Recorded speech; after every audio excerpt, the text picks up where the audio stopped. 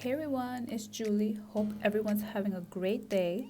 Today I'm going to show you how to make a papaya pineapple smoothie. You'll need 2 cups of coconut water, a quarter cup of papaya, a quarter cup of pineapple, and 1 teaspoon of turmeric powder.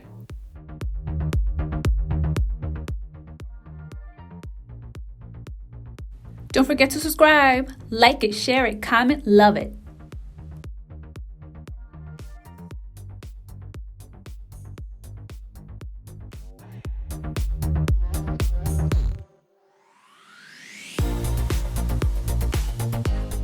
In a blender, add the coconut water, papaya, pineapple, and turmeric powder. If the smoothie is too thick, feel free to add more coconut water.